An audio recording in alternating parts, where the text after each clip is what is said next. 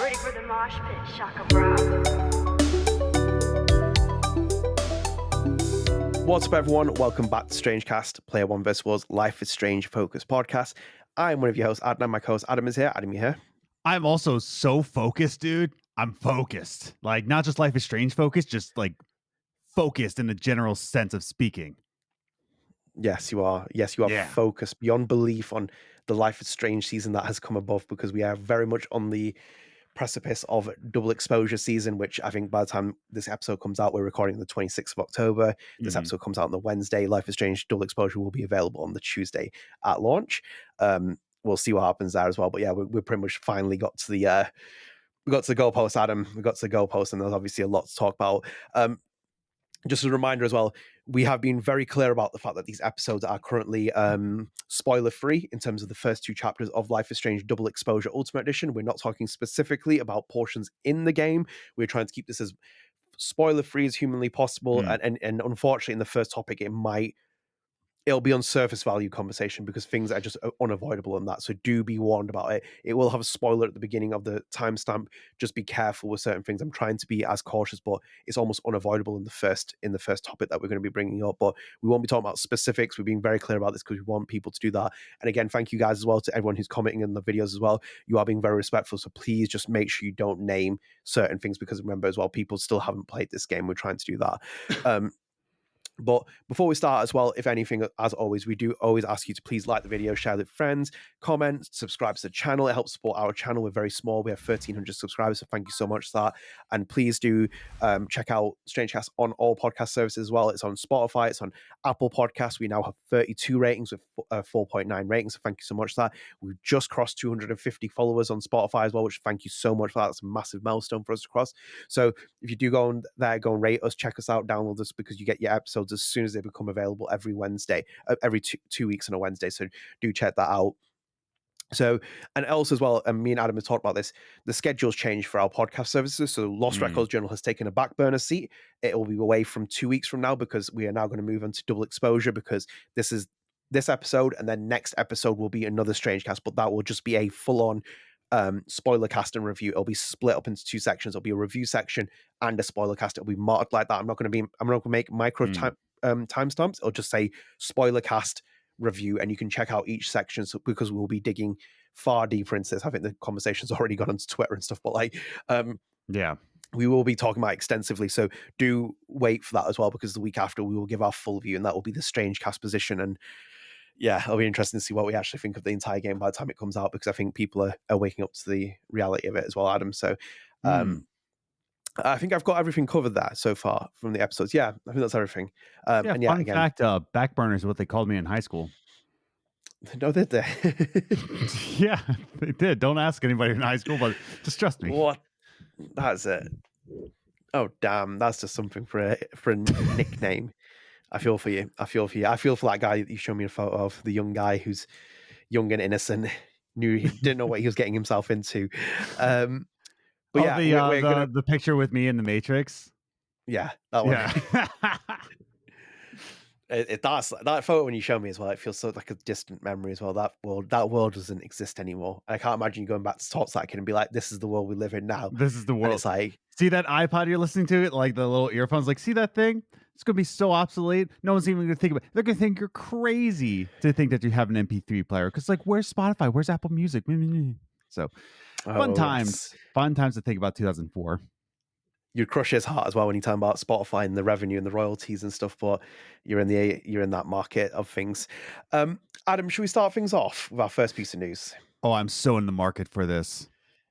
Yeah, so this is going to be a piece of news, and it's unfortunately unavoidable, as you'll see. So, Adam, the first piece of news here, as you can see on our Twitter feed, we have to post this via our Twitter feed because we can't see other person's Twitter feed. But this is an important piece of news, and again, this is a spoiler warning for a conversation that will cover certain elements of double exposure. You have been warned here again one more time, but it's unavoidable in this conversation, because I had to use a stupid hashtag as well because it's relevant to the conversation. But Adam, this is from Mallory Littleton, the former lead narrative designer on Deck Nine's Life is Strange Double Exposure, sent out a series of tweets. I believe there are 3 of them. And she put, and I quote, "Sometimes relationships that are really important to us don't work out. Sometimes there's no way forward with someone, though you love them.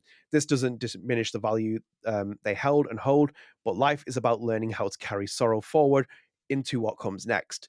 We love Chloe Price. We miss her too, but this game is about moving forward, and we invite all you to take that step with Max Caulfield and with us. P.S. For the love of games, I know you care deeply about this franchise, but please do not harass real life people about this. This is supposed to be fun," end quote. So this is obviously amid the conversation about Life is Strange Double Exposure and the discourse around that as well. Adam, there's been a lot of drama among many of the things, including myself on Twitter because of this as well. I've made it on 4chan, I've made it on Reddit, among many other things with other things that have happened here. Do you mind if I just take things first quickly before we start this conversation? Yes, I will take the back burner. So, like, look at it this way, and I put a thread out as well. If you don't follow me on Twitter, you can see it there. But I'm not going to carry this conversation on prolonged after this episode, because this is just a more of a branching conversation in terms of more people come to the podcast, for example, rather than following me on Twitter, for example. But I just wanted to kind of address these things, which is the fact that, which is what I was alluding to very early on, that Mallory Littleton blocked me. She also blocked Player One vs. the World after we post that. We've never interacted with her. We've never spoken to her. She blocked her. She has every right to do that. That's her choice, her own free will. Those tweets are still back up on her Twitter page as well, so you can go and check those. And ultimately, that's your choice if you want to do that. I'm not going to stop you. And also as well, when I've had more time to reflect, and in the 10 years of journalism I've done among many other things, I was right to do what I did. Would I do it again? Yes, I would. Would I keep doing it? Yes, I would. Because the simple fact is that Twitter page and many other parts of our platform, including the podcast, it's a news aggregator. I think you can come to these podcasts and you'll probably find more about Don't Nod and Deck Nine than you would just generally looking for it, because it's almost like a systematic running theme for you to keep up to date with things. The posts are all neutral. I write all the posts on those Twitter pages. They are kept like that because I've always said that, and I said this on the episode of Abby for the other show. Player One vs. World is like an umbrella for other things, because it encompasses my views, it encompasses your views, it encompasses Abby's views, it encompasses other people's views who come as interview guests and etc. And ultimately, that account's neutral because I represent it as what I do for my journalism, which is, for example, if you look at the wording of that tweet and stuff, it is very neutral. It's not taking sides. It's not instigating anything. I didn't put a handle in it. I didn't put anything in it. Even in itself, I was originally going to put the tweets in there with her handle and everything else available. I decided not to do that. I decided to take it away because I was just going to do that. However, the simple fact is with those tweets, they are very much public information news because you are attached to the project and you're working on it, and you've actively taken the choice to tweet about it on a public platform and relate that. Those tweets made it out to Reddit. Those tweets made it out on Twitter in itself. I think when we covered it in ourselves, we had, it was already massively being talked about by people. We have a smaller following than most people. We have less than 1,000 followers. So I think Mallory Littleton has more than 1,000 followers on her Twitter account alone. Oh yeah, we do. Yeah, look at that. Exactly. Shocking that we have nearly 1,000 followers. Why is that? What? Get on that, people. Follow Adnan. Exactly. Come on now. Exactly. So, but in the sense of what I'm saying is, Adam, it's like I have no bother with what I did there. And I don't really care about hurting other people's feelings, because in journalism you make the decisions which other people wouldn't, which is like normal people would be like, this is, I don't feel right about this, but we think about moral ethics among many other things, and we also think about what the public interest is and the news of that. This is in the public interest. This is for me to share on my aggregator feed with other people who are in the Life is Strange community, because it's part of the discourse. You are a former lead narrative on this game. You are connected to this game. Whatever you say is going to have weight and implication on that. And I'll say this as well one more time as well, and I find it very ironic, and I've said this before in a tweet that I did. You had the gall for a journalist to speak to you, an IGN journalist for the biggest video game website in the world. You had the gall to speak to them and then tell them things which threw your colleagues under the bus. You might have named a certain colleague, for example, but you threw all your former colleagues under the bus because that studio is still reeling from what happened from that. You can see it just from surface value. I'm not saying from an insider perspective. I'm just talking surface value of Deck Knight. They're reeling from that. This was a project, for example, where Hannah Telle was kept hidden in Colorado for years. Even myself as well. No one knew Hannah Telle was in there. They'd kept this project really quiet. There was an aperture leak, but still, people didn't know. And then IGN does the expose and even confirms that the next Life is Strange game is coming out and it's done by Deck Nine, etc. But you put yourself in a place where you speak to a journalist and you want to respect your privacy, among many other things. It doesn't work like that way. It doesn't work like that way. And I'll refer this as well before we get into the conversation, Adam. This happened with Elizabeth Bilal as well, because I mentioned her on Twitter as well. And if I was malicious as a person that I could be, as a human being, and I had no ethics and morals as a journalist, I would, for example, publish my private DMs with her that she had sent me about asking about whatever she did and what we were inferring to in the conversation. I don't, though, because that's malicious and unfair, because my private DMs with someone are a different story from what you post on Twitter. Now, Mhm. you can make an argument, for example, with this, where the stuff happened with Elizabeth Blau, where it's like, my Twitter feed is private and I respect that thing. That's fine. However, you also replied to someone talking about Life is Strange. You were formally involved on this project, the narrative team, and you gave your message in that in terms of perspective. That is immediately you have made public interest news.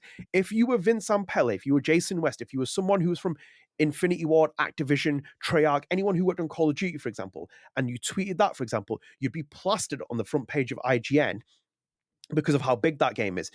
You have a responsibility to know what you tweet about something. I didn't share her dinner. I didn't share her meal. I didn't share who she was speaking to on a personal level. It was a direct tweet about that.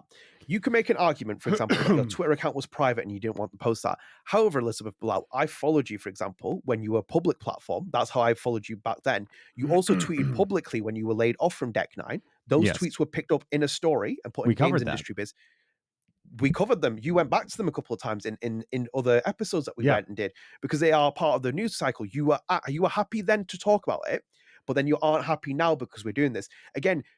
It was a neutral post we put out there. It was referring to what you said, because unfortunately you might keep trying to argue or not, but you are a narrative person that worked on this game. So ultimately your story becomes news, because I can't keep arguing this enough, because it's like, for example, if Mr. X is a famous person and they die and they have a private account with 4 million followers, is no one going to share their news because it's a private account? Unfortunately, reality doesn't work that way, because people will share that, because they'll be like, actually, everyone knew Mr. X. He's a beloved musician. He's a beloved figure in the world. He's Sure. a public figure. So people are going to share that piece of news. So unfortunately, this is the same thing with you, because you might not work at Deck 9 anymore, but you worked on the game, which is what we're specifically referring to. That gets posted with it. And again, one more time as well, just like Mallory Littleton, Elizabeth Blau, you are happy to speak to an IGN journalist and talk in that IGN piece, and you want your privacy respected, for example, because you have a private account.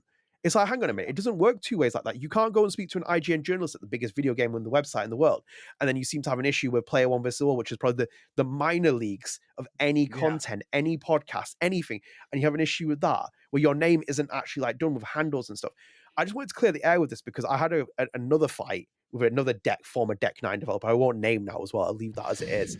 Sure. That's another thing. But they got involved because they were like, you're doing this and this and that. And they were just talking from a different perspective. But I'm like, you're trying to talk to me as a journalist. If I put that tweet in the middle of a newsroom and said, don't cover it, do you think any journalist is going to sit there and be like, actually, no, I'm not going to cover that? It's the first thing someone does when you put a news piece in. You have to think from a journalist perspective, from a news perspective, from a community perspective. This is what happens in these conversations. It's about transparency. It's about honesty. I'm sorry I'm going to rant here, but it's more about clearing the air with this, because once this is done, this podcast, I don't have any intention to bring these rivalries or like feuds or conversations up, because it's just about transparency and openness. And thank you as well to the people who follow us on Twitter and stuff. But you were really quite nice as well, because you clearly didn't want me to be shut down from the conversation. And only this only this other former Deck 9 developer irked the wrong way with it. Everyone else was just really like, yeah, actually you're right about it. I was even getting like even people on 4chan of all bloody places like saying that he's actually not like doing anything wrong here. But it's like, your responsibility is about what you tweet there. And again, I work in the UK laws. They're different from where the US laws are, but you have a responsibility to know that. For example, if I am a former director of Jurassic Park, for example, and then I put my views out about the franchise, how can I sit there and be like, well, I'm upset that you've covered my tweets about it, even if my account's private? How can you say that? I can be angry about it because you have an affiliation with that franchise and you're giving a perspective on it, a comment on it. I think I've crossed everything off there, Adam. Yeah, I'll reel you in a little bit and just like go on my perspective as well. Anybody like talking about Adnan and like what he's doing, he's coming from the perspective as a professional, paid, published journalist. Like I can have all these views as well, but the fact is I am a paid professional, not published line cook. Like I am a independent music artist. So if I have any of these views, I think they are not valid. I'm Michel Koch. Let's put Hmm. that way. Adnan is only coming from these in the perspective of you've went to school for journalism. You've worked as a journalist. You've covered Life is Strange. You've covered video games. Like you know what the laws are. You know what's fair game, what isn't fair game. Like you have journalistic integrity. Like you look up to Jason Schreier because he's one of the most integral journalists out there. Like you look Fantastic. at yeah, like you look at which have you read Play Nice at all? No, but I will though, because I'll as you've slap you for that. you Um, you got it. It's so interesting. But like, yeah, just like it's writing. But what I'm trying to get at is that you understand what integrity is. You understand that you wouldn't post anything if it wasn't, like up for grabs. If yeah. I were to do that, I think there would be more grounds for saying like, oh, Adam, share this without, covering something. I'd be like, I don't Hmm. know anything. I'm just a banana face and my nickname was Backburner. I don't know anything. But I just think people need to like understand where a journalist is coming from. So I don't know. Well, I'm because not like trying to say you're right or wrong. I'm just trying to say what is. the funny part is as well, when these people feel attacked, think about what it's like working in my profession. You're always attacked for being a journalist because apparently you do the wrong things rather than what the good things are. So it's like, for example, your influencers and YouTubers who will feed you all kinds of content about a game, they're all the bastion of great morals. However, when a journalist gets a game, for example, they have to declare their public interests. They have to tell their publishers. For example, I think even like IGN, there's like an allowance of like how much you can really accept for a free gift, if anything. But you have to have a very stern grip of what you're doing. And You same with even this as well. say all the time before you even talk about Donut, like I have a stake in Donut. Yeah, You of know, course. But it's not. We'll come on would to I do transparency as that? well. Absolutely not. I'm a little stinker. I don't But say but anything. we'll come on to transparency in one of our conversations because it's going to come up as well, and I think it's a very interesting topic for that. But it's true though, Adam, because it's like, for example, we sat out there and we put. I think it was the StrangeCast view, for example, Yeah, about the Ultimate Edition, and we came to a consensus where it's like we're not buying the Ultimate Edition. However, think about it. If I came around to you and said, Adam, I actually bought it behind your back, how would you feel about that? Like as a co-host. that's not a very squeaky bum thing to do then. See, no, please stop saying it's not the context of what you're implying, but anyway, like, we're not going to get into the argument there. But no, but how would you feel though if I said to you, like, I came on podcast with you and it's like equal weight of if I felt like if I found out that about you as well, that you went and bought it behind my back, I'd be like, Adam, like, we kind of made a mutual consensus, like the podcast is representative of a 50-50 balance. It like needs our views to be aligned from that, and we talk about Yes. it, and then you go and do something. It's like I feel like a little bit betrayed here as well. Yeah, if you were to do that, quite honestly, like I would be like understanding though because I'm just like a chill human being. I don't know about you. But I would understand from your perspective because you want to cover it. But like if I were to do it, I think there would be a little bit more problem with you because like, hey, hang on. I thought we were doing this Yeah. as like a journalistic team.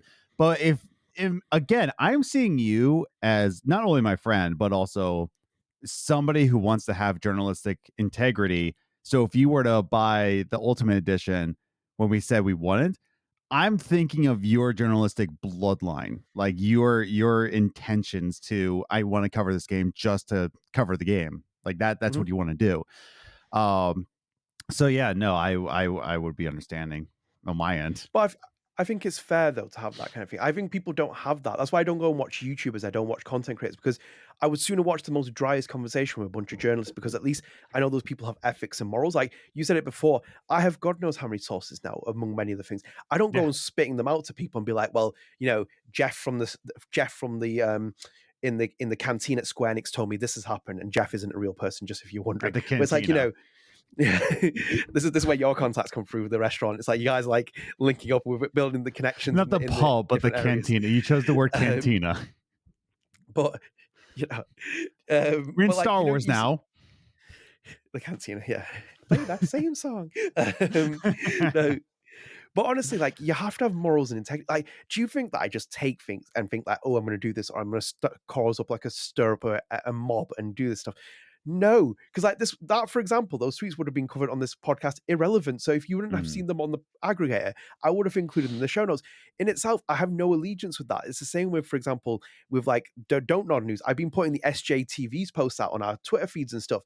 that means that there's no bias here. We're clearly doing that because we're making it clear that the SJTV is currently reacting to the news that's happening with Don't Nod at the minute. It's like we're not just not including it into topics and stuff. And it was part of the show, but I've taken it out because they've announced that strikes could happen on Monday. They've urged workers to do it, and I think it's just a bit dated, so we're not going to do that. And we've also covered it heavily on the Lost Records Journal, so go and follow that if you want to.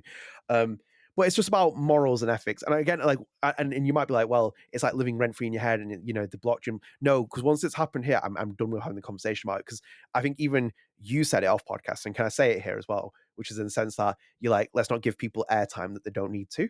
And I fully agree with it. Where it's like, and even as well as kind of close to taking this out of the show notes for us to even cover, because at the same time I was thinking, actually, he's right as well. He's spot on about this. Do we really need to give these people airtime?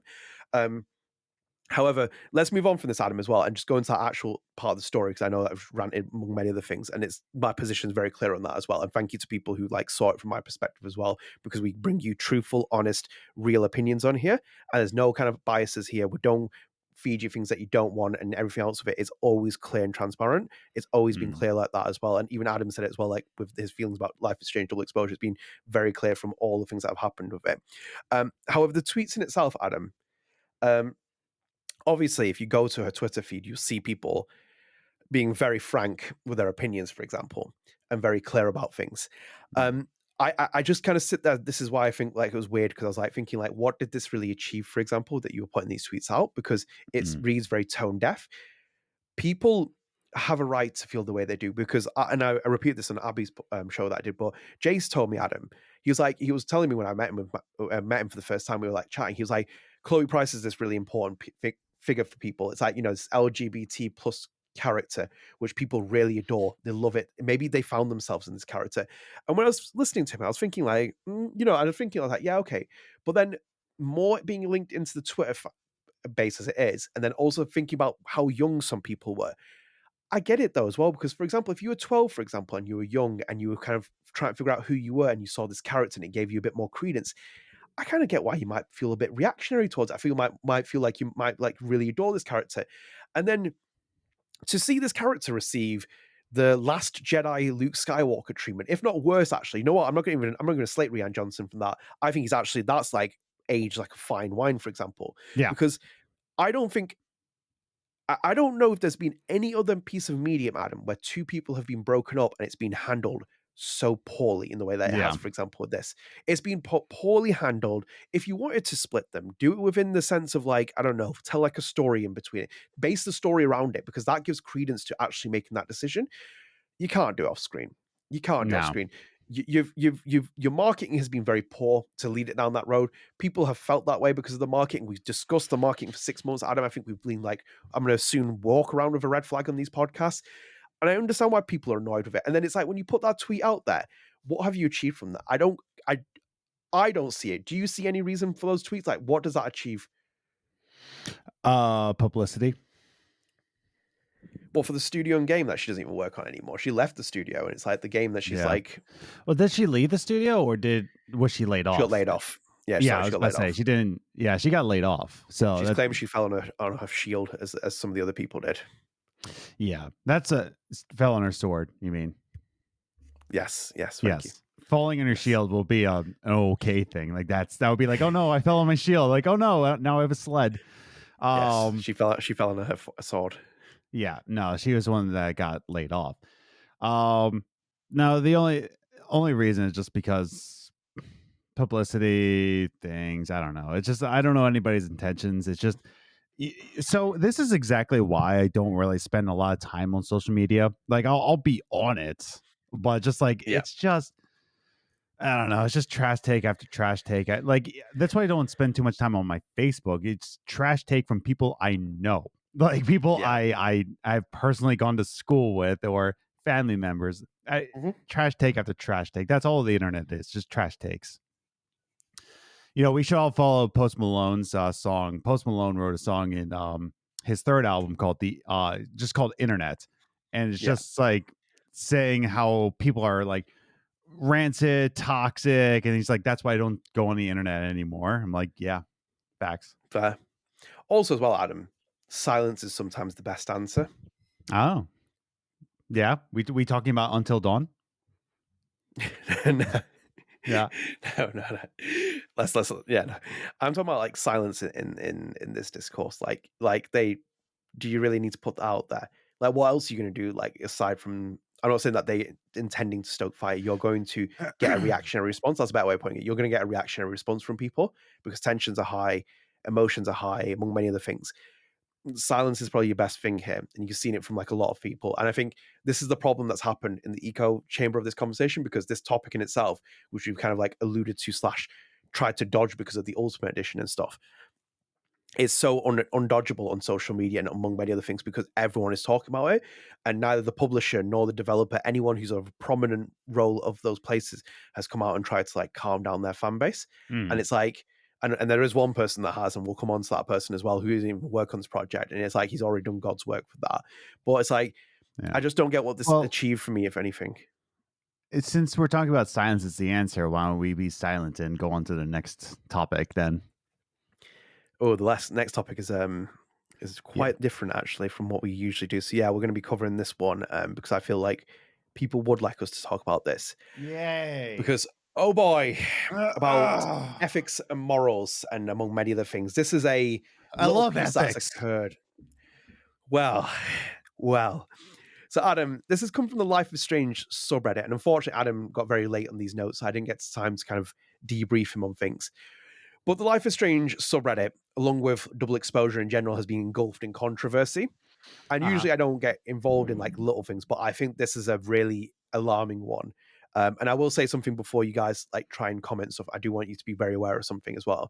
So, Adam, let me read this to you as well. It's from Joel and Emma, who's one of the mods, and they put, "Hey folks, we've been made aware of a recent doxing of a moderator has taken place. We would like to make it very clear that the moderation's position is and always will be against doxing. Emotions are running high with recent early access of Double Exposure, but it's no excuse to dox others and and be hostile towards them. With their permission, we'd like to be addressing some facts. While they are an ex-Deck 9 employee, they were a moderator here long before they were hired. And as the usage implies, they were let go from the company a while ago and no longer work here. The employment history did not impact their ability to moderate, nor did it grant them sole ownership of the sub. We have a team of moderators, all from diverse professional backgrounds, and we consult each other before decisions are made. In light of this, we'd like to make a few community reminders. Harassment of doxing of users, Deck 9, Don't Nod, Square Enix employees, VAs, etc. is not permitted. Anyone found engaging in such activities will be banned from subreddit and associated Discord server. Be civil with each other. There's a person on the other side of the screen, and free about leaks. They're not permitted in the subreddit. People have been posting them on there. As you can see here as well, Adam, very quickly, this has 0 upvotes. So it has literally been downvoted to oblivion among many other people from that thing as well. There's no subreddit. Like there's 212 comments. It's got 0 here on the upvotes, which feels like people aren't agreeing with the message. So, Adam, I'm going to take your take from here. So wait, they're not agreeing that people shouldn't be doxxed? No, people. I think in the general sense, in the comments, people are annoyed by the second fact of the transparency about things. Gotcha. I think the general consensus is in the comments. I'm not speaking for all of Life is Strange Reddit, but all the comments are like, okay, first point's valid. Second point isn't, because we feel like it's lacking transparency. So just make that clear. Before we start this conversation, I'll let you start, Adam. Please, guys, do not mention who you think this person is in the comments. No. Because obviously, as they've said there in the Life is Strange Reddit, someone is being doxxed by this as well. We take people's health and safety very clear. And obviously, again, this is where, for example, me, as I've done on my Twitter pages and everything else, I have an ethical duty and a moral obligation to other people's health and well-being, etc., among many other things. That's how I see myself, among many other things. I've been aware of who this person may or might not be. There is still proof that is needed to concrete this. There is a very valid proof. I'm about 99.9% sure who this person is. However, guys, please do not name this person in the comments. I will just say this now. Your comments will be removed, or I will strongly advise you to edit them before you post that. Yeah. We want you to discuss things here. I've always said this very clear. This is never to censor anyone. Do not mention that person's name. This is also just out of dignity and respect to other people, because that's not a conversation we have here. We can have a conversation. If you're angry with the moderator and stuff, feel free to put that. We're going to be open for you to talk about that. Otherwise, I don't want to see any of the names, so please respect that out, at least for the two of us. Adam, would you like to take the lead of this? Because I thought it was just a little bit of an interesting story to into our conversations. So, for anybody who is interested in doxing, touch grass. Go get help. Anybody interested in doxing somebody else, it's like, get married, man. I don't care. Like, get somebody in your life that Mhm. understands you, loves you, treats you well, because obviously you weren't treated well as a child. I'm sorry for that. I wasn't treated well as a child, but here I am on a podcast talking about Life is Strange for some reason and making music. So, different paths can go different ways. So I'm sorry you weren't treated well as a child. That's not your fault. That's just the fault of those who were around you, but you shouldn't be hurting others because you were hurt. Find somebody who does love you, because there is somebody who loves you. Guaranteed, 100%. If somebody loves me, somebody loves you. I'm unlovable, so somebody loves you. You might say, "Oh, Adam, you're so cool. Oh, you're so lovable." Stay in a room for me for more than 10 minutes. Then we'll answer that question again. So anybody with the whole doxing thing, like, I pay Adnan to be on this show, like, all the time. Like, Adnan is just like, oh God, bloody hell, I gotta put this American on. Like, and I go, squeaky bum, and he goes like, oh God, if he Can didn't you please just stop pay saying me. that? I have to keep Never. bleeping it out, man. Why do you bleep out the word? It's not a bad word. Well, it's just for Spotify access, because if we mark it clean, we get more visibility. I'm pretty sure you can say that B word. It's the other don't B word you know, can't say. Yeah, you can. I guarantee but it. Yeah. I just have It's Spotify's like probably. It's fine. It'll be fine. I can't say the other B word. I challenge. It'll be fine, Adnan. It'll be clean. And by the way, if a soccer coach said it, then anybody can say it. Yeah, but even we still asterisk it when we write it as well. Wait, what? Really? Yeah, of course we do. Yeah, when you write that in like English like articles and stuff, you put Is it a a bad word asterisk in in between. England? Yeah, of course it is. What? But Why? it's not like an offensive, like offensive. It's not as strong as the other offensive words, but they would consider it as a bit of a. Really? Yeah, it's like a fine line. It's like a very fine line. It's just like teetering towards it. It's a little bit like they would just class it as like. Do you know when you have like tame swear words and you look at it and you're thinking, is like, that really a swear word? And it's like, yeah, it's kind of Well, like on that now verge. you're the boss. Now you don't have to teeter the line. Now you can live on the edge, Adnan. Drink that Monster Energy drink and just live on the edge of the cannon. America, you say bum whenever you want. Anyways, so time for a squeaky bum take. But yeah, no, I'm on the side of just like, hey man, like, no more doxing. Stop doxing these Mm, people, man. Like, there's still people, whether you agree with them or disagree with them, doesn't matter. You can disagree with somebody and just move on. So mhm. point number 1, stop doxing. Point number 2, bum's not a swear word. Number 3 is the second point where you're saying transparency. I agree that people are kind of upset that, like, they weren't really transparent. Like, I understand, right, where it comes from. They're like, hey, they were a moderator before they were hired, right? Mhm. But I'm thinking even back to so there was an old podcast that my boy Maddie was on. He hosted. It was called the Ham Radio Podcast. I was on an episode. That was fun. Mhm. But he had a co-host, Lone Vault Wanderer, right? Mhm. He later revealed his name being Johnny Rose. Oh wait, is it Johnny Rose? I can't remember his real name. But either way, he said his real name only because the Ham Radio Podcast was a Bethesda focused podcast. Lone Vault Wanderer was then hired by Bethesda. Mhm. That's why he said, like, hey, this is my real name. I was hired by Bethesda, and he left the show because of just like, hey, there's Mhm. some things now that I'm hired by Bethesda, there's just some things that I'm like, I can't talk about. Like, I just can't. It's just transparency's sake. So he would left the show. I even thought about it, like, what if I got so big And like, Michelle and Luke looked at me. They're like, "Oh wow, Adam is so musically talented. Let's hire him as our in-house music person or a writer of some sort." I'll be like, Mhm. "Wow, I'm so cool and epic, and I'm so glad I can annoy you all." If that were to happen, the ethics, me and Adam would have a conversation like, should I stay on the show? Because there would be legitimate things I Mhm. can't speak about because of the transparency there. Like Yeah. I can't be like no comment for every single news piece. Mhm. That being said, I think once you get hired as a Deck 9 employee and you're the moderator on a Life is Strange podcast, I'm not trying to say we should dox this person, but I think that should be a conversation within the moderator community. I think Mhm. moderators should have been like, hey, we can't have you, and just let that person go from the moderator roles Mhm. without let any of the subreddit know. That should Mhm. be a discussion from the moderators. The Ham Radio podcast, that was a discussion within the podcasters. If I was to get hired by Don't Nod, that would be a discussion between me and you. But when somebody gets hired by Deck Nine and you are Life is Strange, that should be definitely something you should be talking about as a moderator. Yeah. And I hope they did, but they weren't transparent about that, and that's why people are kind of like, wait, hang on, there's something fishy going on here. So Mhm. um that's that's where I go.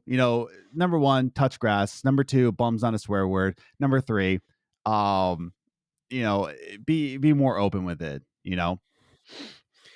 Yeah, you pretty much hit everything I was going to say. Like in terms of like maybe not two, let's not top our two, but like at least Yeah. with one and three is right because like obviously it's very clear about like doxing and in itself as well as I said repeatedly. It's like those downvotes, for example, on the Reddit thread are more directed towards number 2 point, not number one, because I think Mhm. obviously quite clearly people know not to dox people rather than like you have some extreme characters that will do it, but generally speaking, like let's behave, be civil, try and do that. Like you, for example, you saw my first topic, I could have like launched all kinds of like X-rated things at Mallory Littleton and Elizabeth Blau, but you take the higher ground because then you walk out feeling a lot better as a person. And I don't want anyone to ever go and tweet at them, for example, because what they've done for me is I didn't instigate a mob to go out there and be like, go and do that to them. It's like that's not how I work with it. So that's quite I want to be quite clear with that. So like point one is very clear for them as well, and it's like I think everyone should agree with that. Point two, however, yeah, there's been a lot of ethical breaching with that as well, which I think in itself, Adam, I agree with everything you're saying, but I would also say there's another point, which is the person who's been hired by Deck Nine and Square Enix should make their own decision themselves and come to a That's consensus, true. being like, I can't stay in this role because you can't do it. You can't professionally stay in that capacity and be neutral about it. You're going to be inherently biased about it. You can try and argue all you want. I've done it with journalism myself as well.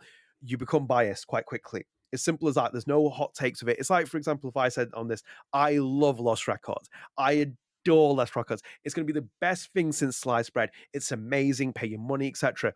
And 5 months from now, you see me in the game, and I'm like popping up in the game. You're like, hang on a minute, what?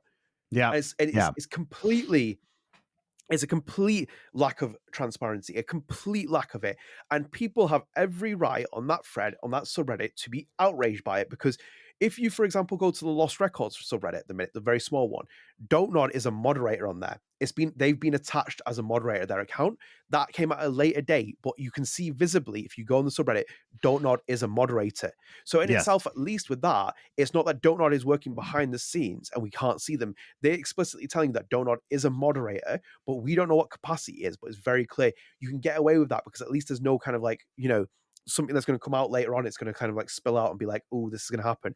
Yeah. However, I'm not judging the person that's whoever it is. No. However, even if you were a fan before this, but then you ended up working at Deck Nine, you're blurring lines, man. You're blurring lines of transparency. That's like me saying, for example, I think Square Enix is doing a fantastic job with Life is Strange Double Exposure. I don't know why people are bothered about the marketing. And then tomorrow I turn up on that influencer's TikTok video, and you sit there thinking, Adnan, hang on a minute, Mm. what? And it's like you would immediately never listen to me again. I wouldn't listen to any myself ever again. I would be like, actually, you have no morals, you have no ethics, you have no justification for this. Same with Adam as well. If, for example, like I ever ended up in a job in the industry, have to be very transparent with it. When we talk Oh, about yeah. Don't Nod stock and Don't I Nod thought you were industry, about to like not listen to anything I say. I'm interesting as hell, dog. You're always interesting. But like, do you when we talk about don't nod as well, and I've said it very early on in one of the episodes. I was like, I have a position in it. I've been very clear about that. I sometimes bring it up in terms of certain conversations, but I've always said when I relinquish my position, I'll make it very clear that I'm out of the company in terms of like a stock position at least. But you have to be transparent with people. How can you not think this isn't a breach in people's trust? And thing is, the reactions are going to be there from people in the comments because people are like, well, you're saying that this person was never biased, but how do we know that? How do we not know that they were taking moderation out of control? You might be arguing, for example, that we decide collectively as a team, but this person will have inherent biases, whether bad or not. It's a simple fact of it. Once you become attached to something, you can't do that. That's like for example, if I did interviews with Ashley Birch, for example, on this channel for 5 years. And then someone came out and said, you and Ashley Birch were in a relationship and you were doing interviews with her. And could anyone really come up? How would you make it? We're not in a relationship, just like using as an example, but like, how could you take that seriously? How could I sit here on a show and be like, I'm going to interview Ashley Birch, knowing that this person's my partner, and this is going to happen with it? I'm using it as just a pure example. Any person in itself, I don't sit here bringing actors on here with personal relationships like, oh, me and that person spend time outside of the office and we like go for coffees and stuff. You have to be very clear about your relationships with people, transparency, honesty. And the same with developers and stuff. It's all about that. You can't be like cryptically hiding Yeah. things, man. It's like if you came on here and Yeah. you're like, "Oh yeah, I'm buzzing about the Lost Records soundtrack and it sounds amazing, it's incredible." And 4 months down the line, I find out that you're the composer on the game. Yeah, it's And like, it'd be wait, like, hang on, Castigatten? What the hell? but what would I say though? I'd be like sitting here, be like, Yeah.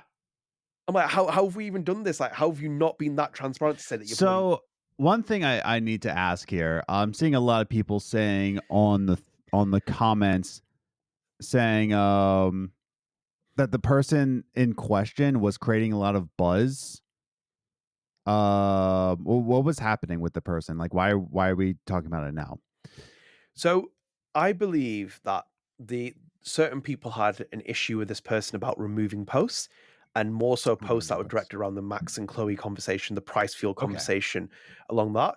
And they felt, from what I can see, generally speaking, like general Redditors felt that, for example, their conversations were being shut down because obviously, whilst the tensions are high, the emotions are high, which I will agree with on their side, which is the fact that these conversations did feel like they were being shut down because these things should be open for conversation. Because even if emotions are high and tensions are high, as long as people keep that within reality check, you can stomp your feet and be angry about it and make an argument. But as long as you, as we've talked about before, you toe a line and you don't start sending threatening messages to people or like harassing them, etc. That's where it's kind of come down to. I didn't see specific cases of it, but I did hear cases about certain people accusing a certain moderator of this, and they've claimed that the moderator isn't on the team anymore. I think in some point in that post as well, it's like, I think that there is a big, for me personally speaking, I think there's a big breach of trust there, and I kind of agree with the commenters on this point as well. I think that there was a big, big, big no that was made there where they let this person carry on, or they should have made it visible at least. I think people would have respected you a lot more about that, at least knowing that, and they could have like been like aware of it. You can't hide things. I'm sorry, you can't hide things. It's like, for me, for example, I can't come on here because it's like you stoke things up. So, for example, Adam, if I came on here as a journalist and I came on here and I said that I heard from sources, hypothetical, be very clear about this, do not try and like suggest anything else, this is a hypothetical. Say if I heard sources saying that PlayStation is going to acquire Don't Nod as a hypothetical source, yeah, and then, for example, with that news, someone takes it and they go and cover it on a massive professional publication, and the stock rises goes like that because people think it's a buyout. I hold a position in Don't Nod, for example. Obviously, I can cash out and make some money on it. However, do you not think I'd be federally investigated from not even the FBI, from the US? That's like stock manipulation. They talk about it all the time in the US. For example, they did it with the GameStop drama as well. Do you remember we talked about that in the film? They started like looking at people because it's like you can't manipulate your stock and make this kind of information up to basically do that because there's laws in place for it. So you have to be very clear and transparent about things. That's why I always very much say I have a position in Don't Nod, because I can't sit here and say, "Oh, I heard whispers saying that." Oh, Nintendo buying you out, kind of thing. Because it's like if that happened, it would go like, whoosh, people would cover it. It happened like this. I've just made a massive incentive gain from it, and it's like, hang on a minute, what? And it's like you have like a different ulterior motive of it. Yeah, I mean, like, I can say with full intention that, Xbox and Nintendo are trying to acquire me, so I'm always in court and saying constantly, like, "Stop, fellas, this is playing me for going around." I could say that for a fact, but, like, that's because I'm in the courtrooms, like, just, like, patting Phil Spencer on the head, and then, I can say that, so it'll be truthful. That's true. That's true. Mhm.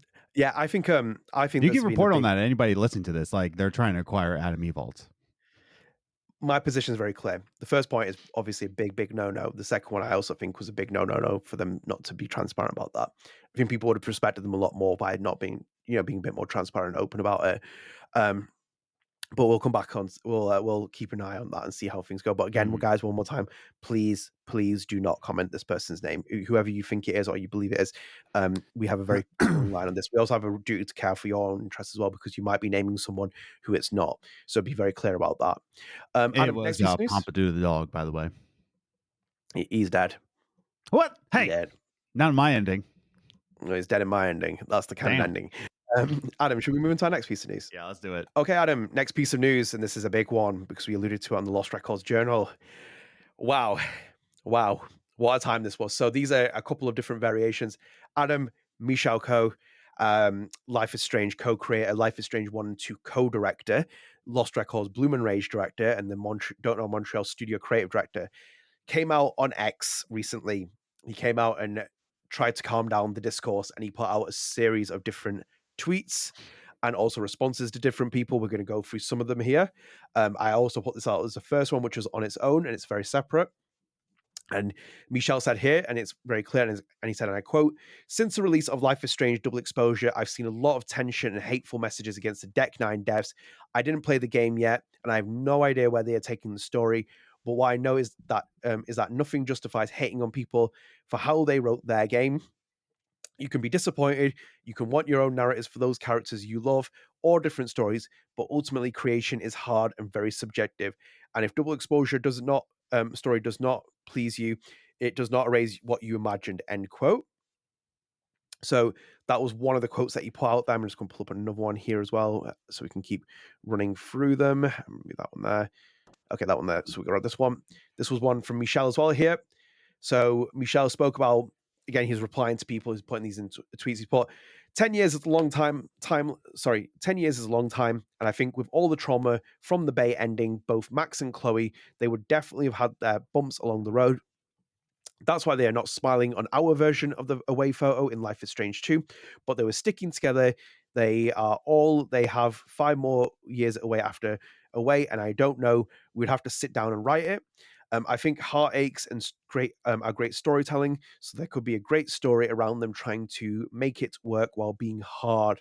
Um, Blue Valentine or the Broken Circle breakdown style ? End quote. So that was another one Michel put out there. There's quite a few. We're not going to take all of them, but they were very all interesting as well. We'll just add that. Michel here as well, talking about Hannah Telle. He's put, exactly, I will definitely play it, Life is Strange Double Exposure, when it releases. I hope I enjoy it, even if it's not the story I would have chosen. I'm intrigued about discovering different new stories and different perspectives, and hearing Hannah Telle again will be great. Mm. I'll try and pull another one here quickly as well. There's another one there. So we've got this one here, which is about Michel again. He's put, I'll say the same thing I said back when I was working on Life is Strange 2. Life is Strange 1 still exists, and Max Caulfield and Chloe Price exist for you.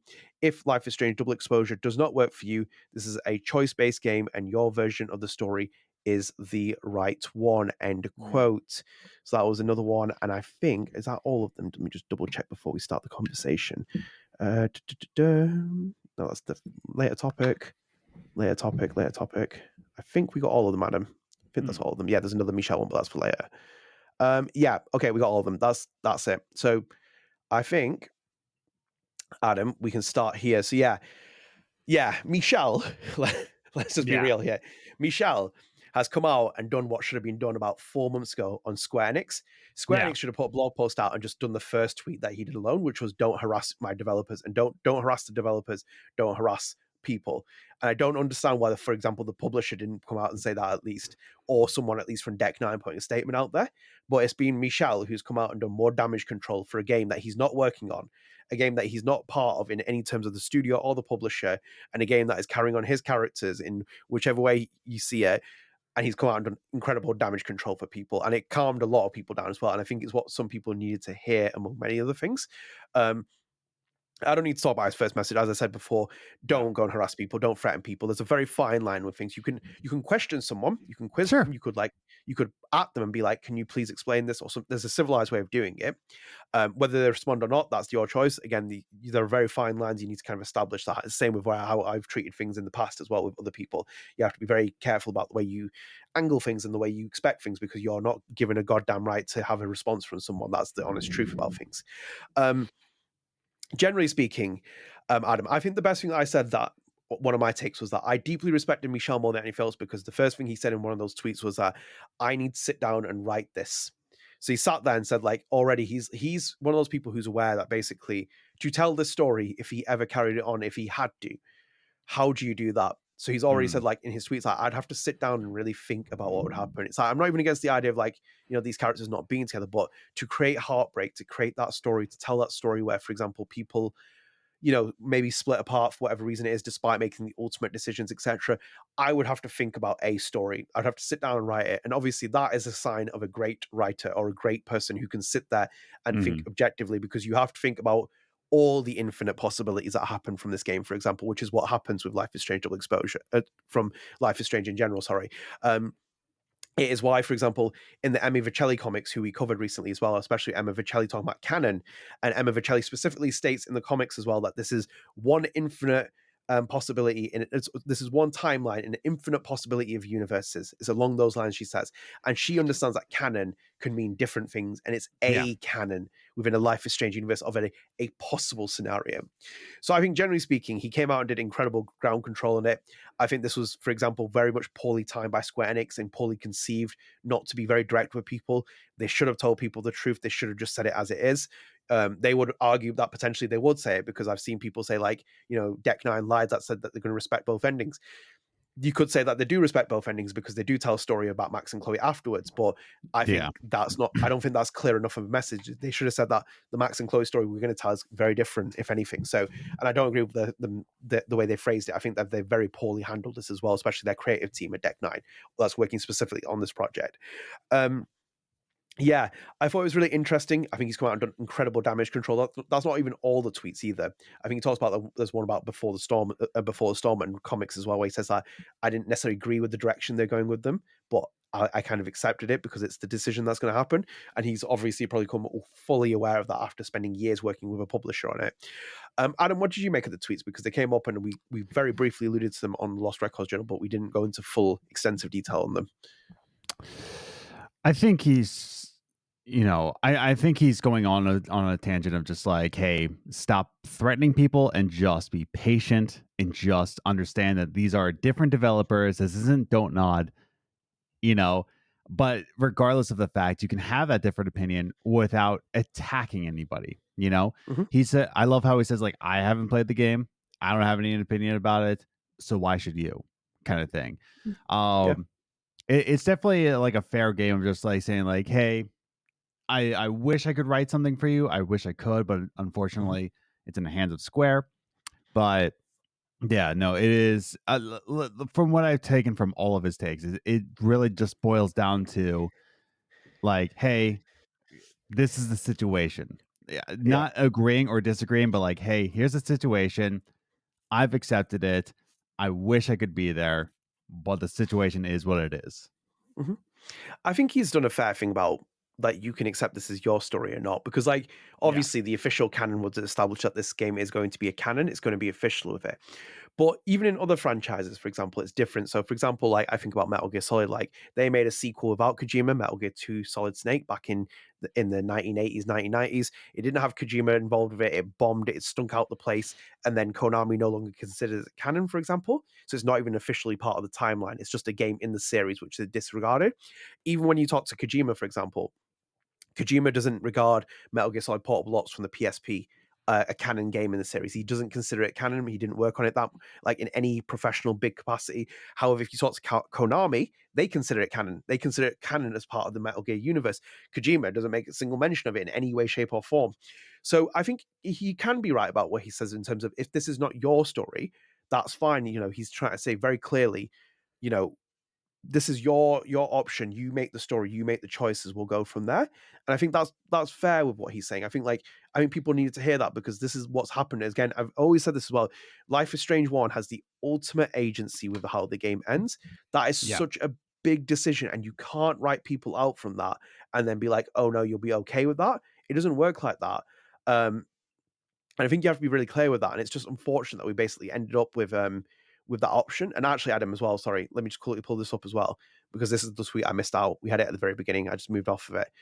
This was another tweet he put here as well from there. So it's tweet one from Michel. It says, from what I read, I think we would have written things the same way, but I feel oh, sorry, read that. From what I read, we would not have written this, things the same way, but I felt the same with comics and Life is Strange Before the Storm, and I kind of accepted it.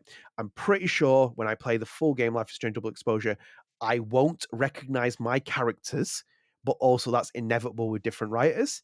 And the second tweet is put, that's why we didn't want to make a sequel, so we would not rob you of your head canon.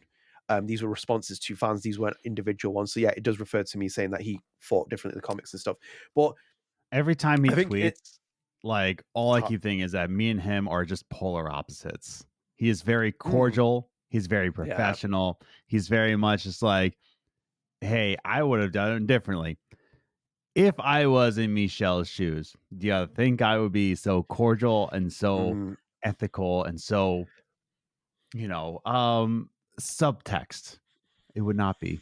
It would be so Philadelphia, you wouldn't even recognize me as a person. We've seen the anymore. rants. We've seen the rants. We've seen the clashes with other people on here. We've seen the raw Philly streets come out in it. Yeah, where I was just like, what are you talking about, dude? He's just really calm and civil about it, and I think he's probably got his own personal feelings. And I do want him. I hope he does tweet his own feelings about this game. I do want to see what his perspective is, because like that line really crushed me a little bit where he says, "I won't recognize my characters," and it's like it's true as well because Adam. Because funnily enough, I saw someone tweet about this, and I can't pull the tweet up at the minute. I'm not going to take credit for it. Someone said like their general impression so far from the first two chapters. They were like, meeting Max is a bit like meeting a stranger again. It's like, and it feels like that because like when I see Max, it's like it's got Hannah Telle's voice. It is Max Caulfield. Yeah, it's just something that doesn't sit right with you. And I feel that every time I look at her, I'm like, it's so annoying because I love Max, I adore Max, I love everything about her, but she just feels something is quite off about her. It feels like meeting that friend from like 10 years later, and it's like, you put that same woolly jumper on and it's not the same. And when I read that tweet from Michel, it said, I won't recognize my characters. And I'm like, oh my God. I remember gulping a little bit, like, oh, fucking hell, I feel so sorry for you, man. I put out some tweets out on my own Twitter account where I'm like, I feel so sorry for the Don't Nod team watching their characters get butchered and they can't do anything about it because they are at this point, like Don't Nod knows what happened here. They had to sell the game to Square Enix to make it and get it off the ground, and they're probably forever grateful for that. But whatever happens now comes because of the publisher and whatever they decide to do with it. And it's like that one thing where you're watching your characters. I'm gonna put drop a swear word. Is it? You're watching your characters get bastardized by other people. Adnan, that's a B word we can't say. You can say bum all you want, but we can't say that word. Do you know what though? As well, the amount of times you said bum, I can't bleep this episode out, so it's going to be an explicit episode. We win, USA, USA. Well, I prefer you not say it because like we can mark them as clean and it reaches the exposure. It is a clean word. Here in America, we can say whatever we want. Anyway, I felt very sorry for the Don't Nod team because of what they're seeing, because I think my personal opinion is that their silence is quite telling in terms of how they feel about this game. They're busy working on Lost Records, which you should support and should be excited for, because I think that's like, if you love Life is Strange, you love those games, that's an important game for you to play. But I do feel so sorry for Michel because like he had to come out and tweet all that stuff, because imagine what he was seeing as well. That's the other thing. He's obviously been seeing it. It's not like he's blind or like, he's a quiet man as it is. But I imagine he's getting tagged and everything. And that as well. I did see that as well. I saw people saying like, we feel this, and he's like just dropping in and out of messages as well.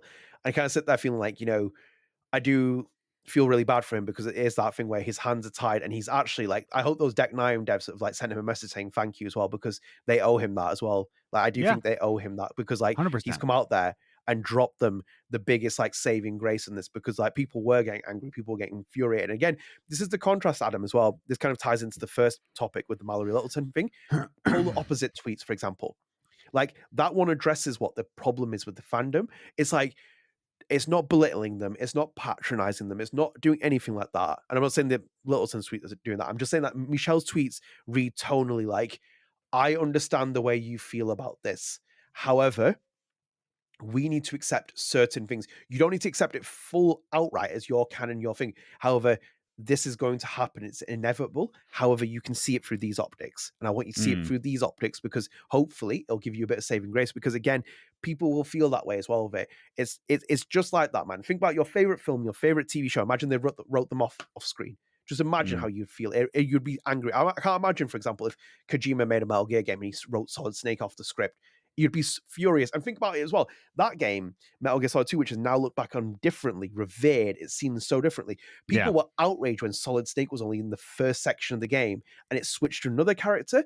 But the difference is Kojima didn't write Snake out of the game from the beginning. He plays the game as part in the entire story, and he flipped the perspective for different reasons.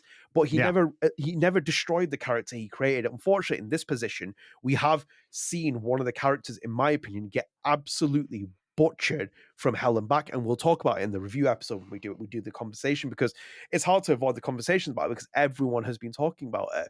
But I think honestly, in his tweets, I think he was probably like as humble as he can be, and as truthful and as respectful as he can be. And I think, as I said before, I think those Deck 9 developers should 100% be in his DMs and being like, thank you, Michel, for like, you know, saying what you did is you know, it's not fallen on deaf ears. We really appreciate you, etc., etc., etc. Not that he expects that either. It's just talking about read the room situation. So I think like Michel has obviously shown again what kind of class of a person he is, and why people should go and support Lost Records, because if you do want those kind of games, hopefully he can hit some, like, you know, another gold mine with a game like that. But honestly, as I said before, like I don't support harassment, I don't support threatening messages, etc. All that should be very clear just from the optics. But you can understand why people have got the way they have in terms of their emotion. You can see also why people want to throw criticism out there. And criticism is very clear as well. I don't block people, from example, on my Twitter feeds and stuff, because if you want to critique something, you're well within your right to do that. But yeah, kudos to Michel. Kudos to him, because I think he's the one who's really spoken out this in the right tone, in the right way, and approaches in the best way. I saw some people throw slap at him, and one or two people make really extreme comments, but ultimately the way he's dealt with that, I think he did it perfectly well. And I think he did it in the sense that the main message he sent was, do not harass these people. And then he individually replied to other people saying, I don't see it this way. I don't see this part of the game this way.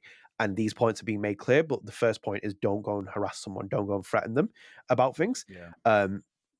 Because I think, like, in itself, Adam, this is probably the most toxic I've ever seen, like a discourse around a game, and it's kind of, and it's been perpetuated by a lot of circles, not by just the people in it, it's about other people, like the lack of direction from the developers, the publishers, people not speaking about it. That's fueled this like anger in this circle, and you kind of need someone to come out there and be like, we need to like clear the air here a little bit and bring a bit of control in there. So you did bring a bit of civility with that, so you know, kudos to him. Adam, should we go into our next piece of news? Let's do it. Oh boy, these are two interesting pieces of news, Adam, and we're going to talk into them first. So I'm going to go to, who should we go for first? Stauder or Kuan? Let's do Stauder. Okay, so let's go to Stauder. So we basically had New York Comic Con recently. That is Felice Kuan. Apologies. I did not. I'm not doing this to do you dirty. But is that's Felice Kuan, and that is John Stauder, I believe. That's John Stauder. So these were at New York Comic Con. They did a 1 hour long panel at New York Comic Con for double exposure. Hannah Telle, Max Caulfield herself, Blue Allen, who is Moses Murphy, was there, who plays Blue Allen, who plays Moses Murphy, he was there. You had Felice Kuan, who's the narrative director, who was there, and you had Jonathan Stauder, who was the game director, who was there. And John Stauder here, I pulled this out of the interview. I actually read through the interview. I watched the interview. I transcribed this for word. So this was his thing. So John Stauder was asked how much pressure was it to take on characters that Deck 9 didn't create for Life is Strange Double Exposure. And he's put here, immensely nerve-wracking. It's a huge deal to step into the shoes of moving forward characters and whatnot that other folks did such an amazing job with creating and doing their first time with that. I'm fortunate to have worked on other things like Batman and Borderlands and things like that. So my whole career is littered of having to steep in. Sorry, it's so my whole career is littered with having to step in, steep myself in someone else's world and characters and what not, and then do my best to make sure that I don't leave it worse than when I found it. And so, I mean, this is a unique situation because we're literally the second team to tackle Max Caulfield in a video game, so that's an added level of pressure. But yeah, I mean, it was a pressure and an honor, and dear God, I hope people think we did an okay job. End quote. That's the quote. And I think you're technically the third team to tackle it because there was Before the Storm. But Yeah, I was about to say Before the Storm, but I mean, like, in terms of like Max. studio, yeah, for sure. I agree with that. So Adam as well. We'll pull up Felice Kuan's here as well. So this was at the same panel, same question. She also answered here. And she said, sure, I can echo what John Stauder said, but I was a staff writer on Life is Strange Before the Storm and then Life is Strange True Colors with the DLC wavelengths. So this is a pressure I'm accustomed to working in this franchise, and I think that the pressure is twofold. One is to honor the original Life is Strange and make something worthy of it. The other is to make sure that we're creating something of our own that complements it really well and develops the franchise. So it's everything Life is Strange, double exposure, director John Stauder said. It's a lot of pressure and it's also really fulfilling, end quote. Adam, I want your perspective on this first, but however, I will say one thing.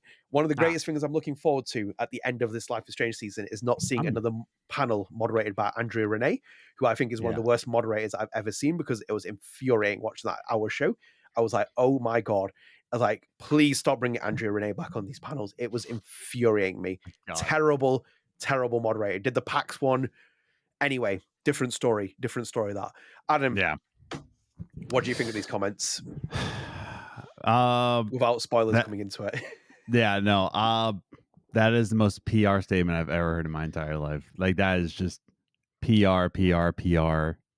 Like, I understand Stauder is saying like he is coming from a world of, being in Telltale with Batman, Borderlands. I understand that. Like, he's not just saying that like, oh, I was immersed in other people's roles on other people's different characters, but also, a choice-based game. Like, it can say that like I immerse myself into a choice base, so I can write in that way.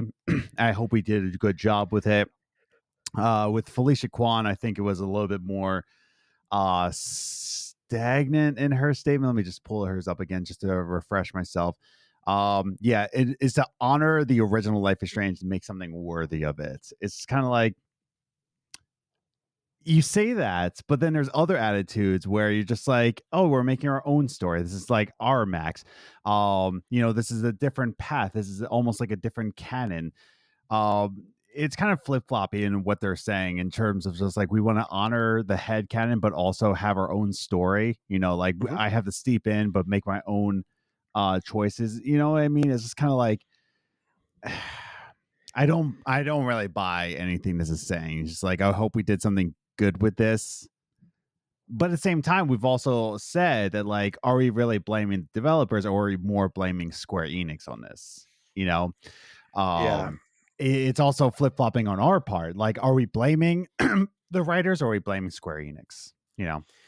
I think the way it has to be distributed both ways at this point as well, because ultimately, I do place predominantly large proportion of this on Square Enix's feet, because they are the publisher. They have an overarching control over this franchise, among even the choice of the characters they choose. For example, we've talked about this with Emma Vicelli. She said that she could use certain characters in the comics, she couldn't, etc. Like, things go back and forth. And when the publisher has this much of a control and a grip on the franchise, they're going to be calling big shots on it. However, it's also down to the narrative team to make a clear direction of it. And I think the narrative team so far, and I'm being deadly serious with this, and unfortunately this is going to come out in the review and it's going to show me come very much off the fence. The narrative team has made an absolute pig's dinner of this game. Like, and I mean that as well. And I'm not going to spoil the game or stuff like that. I just see it. It's been there from day one. And I've said this before, even the actors are carrying this game hard. They are carrying it hard. because like those dialogue lines, people have been taking the mick out of them. And again, this is the fine line with cringe, for example. Cringe is like when I said like, ready for the mosh pit shocker bra as Max does it in the first game, because it's cutesy cringe. It's adorable cringe. And that's why I've always said to people, it's like when I say the first Life is Strange game is cringe, it's not in a bad way. Cringe can imply different things, because you can say it's in a good way. Double Exposure is outright frankly cringe, because it sounds like a Gen Xer writing dialogue lines for Gen Z, and it's like, and Gen Alpha, and it's like, it's poorly contrived. But in itself, on top of their comments, they're digging themselves in holes, because as you said, they come across as PR comments, because again, every interview that I've followed since Double Exposure's reveal, outside of the Square Enix organized events and stuff, journalists have been asking, why is Max coming back? And no one has given a justification enough to be like, Max is coming back for this reason, and it's good enough for this reason. Because, for example, Adam, in Quan's comment, one is to honor the original Life is Strange and make something worthy of it. How? Yeah. How are you making something worthy of it when you've seen the reaction? Because 50% of that game is people who chose that other ending. And it's like, do you understand why they're getting angry? No, because you're not responding to it. But you're saying you've honored this simple game. That game has different implications. I've said this before on the podcast. When you give the ultimate agency to your player, that makes it almost impossible to write a story afterwards, because you give them everything. You give them a headcanon. For 9 years, people have made all kinds of stories in their heads what they thought these characters go through. And unfortunately, the reality is never going to match that. That was the thing that they gave you. They gave you Max Caulfield. Any person could relate to Max, whether it was a 45-year-old man to a 15-year-old girl. You projected yourself on her. By the time you got to the end of the game, you became Max. You made the ultimate final choice of that. That's where everything relies on. So you're basically saying you're trying to honor something which doesn't need to be honored, because it's been 9 years. We don't believe that. No one believes that Max came back now, because Max had to come back now. It makes no sense in any way, shape, or form. This could have been Alex Chen, for example. This could have been any other character variation of like one of the main characters from Life is Strange. It could have even been Chloe Price in this main game, because there's no difference of like who the main character is in this game. It still doesn't make sense. So when she says that, I don't believe it for like a moment that it means anything. It's like that also as well. The second part, the other part is to make sure that we're creating something that complements what we really did in developing a franchise. Well, that clearly just means that you want to focus this franchise going forward. You want to make more stuff from it. So you're basically setting a new canon or something with it. That's what it screams like. It doesn't seem like you care about what the original part is, because that's just PR speak, if anything. And then on Stauder's comments as well, like, yeah, I get it. Like, you worked at Telltale and you worked on those games as well, the later games as well, Batman and Borderlands, which I think Borderlands was great. Batman wasn't very good at all. But like, you worked in that, you worked in the universe, you get it. You have to work with these kind of established characters, etc. But like, still, like, I don't think any of you have sat there and like really assured people thinking that you actually understand it. That's why I said about Michel's comment where he's talking about the tweet. He sounds like he actually would have to sit down and think about the future of this game without a publisher telling them what to do with the game. Because that's what it seems like this game says. It's like, oh, let's go and make Double Exposure and we'll just throw this like contrived story together and make you feel happy about it. You have to deeply sit there and think about it. And it's like, even for example, you can make a Max story on its own without Chloe. However, you really have to think about doing that. So it's like, if you really want to make a Max story on your own, you have to have a good reason to do it as well. Like a very good reason to do it. And it's like, and you have to justify why the other person's not there. That's the unfortunate reality, because a bit of spoilers here as well. Adam, I don't like The Last of Us Part 2. I've got like loads of issues with the Last of Us Part 2, among many other things. But one of the things that they did well, and I'll give Druckmann flowers for this, was the fact that if you're going to take out Joel Miller, at least they took him out and he wasn't written off death or off screen or something. He still had a portion within the game. You played as him, etc. And then they set the warpath, for example, on Ellie being a revenge story. Why don't you have a bit of like, the gonads to basically do a story like that, for example, where you kill off Chloe and then Max is driven by revenge? It might outrage people that Chloe's dead, for example. However, you've just given Max the ultimate agency to drive her forward, in my opinion, in this Paul fan fiction I'm making. You've given her the ultimate agency, a desire, because everything is motivated around Chloe Price. So far in the game, you see, general consensus. I like how you pulled up, like, they don't have the gonads, they don't have the balls to do this, they don't have the right stuff. And that's why I respect shows when I completely disagree with the storylines. For example, Gilmore Girls.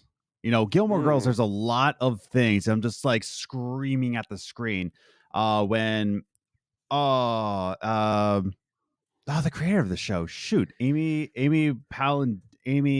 Sherman Palladino. I'm gonna say, bam, got it. Amy Sherman Palladino was the creator of the show, but anytime she wrote the show, it was like bold choices. Like she had the gall and she fought the network to say, like, I'm going to do it this way, whether you like it or not. She had the guts. Whether or not I agree with it, she had the guts to do it.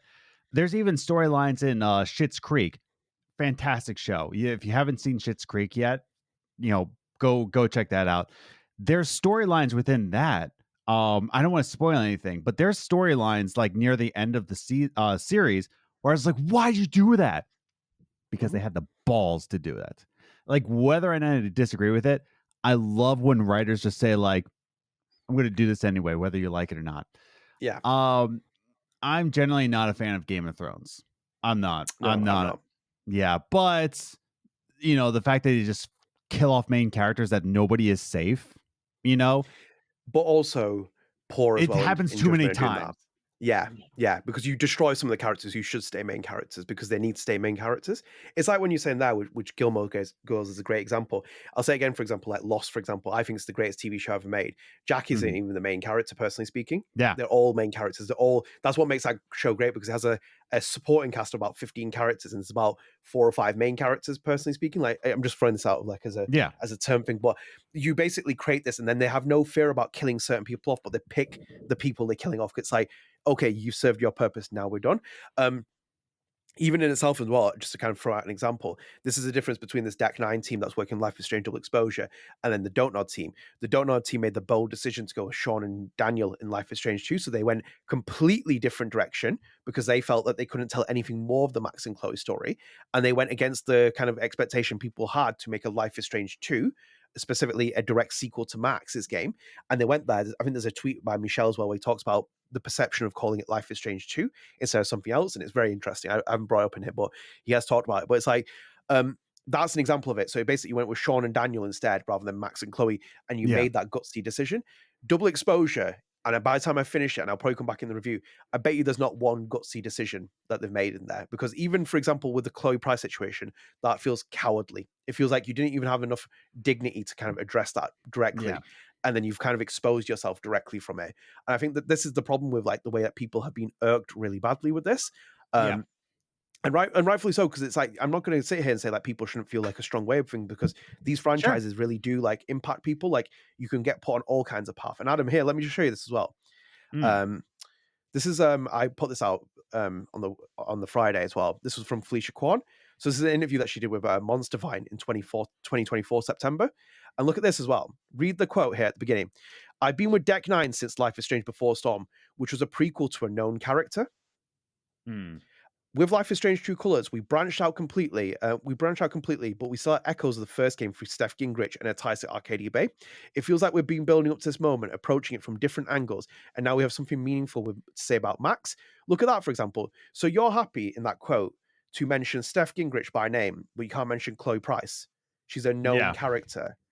It's like, we know what's happening here. The marketing, the way you've directed it, that's just like really bad PR speak. It's like, we've seen it. Well, even like the bonus costume where it's this fan favorite.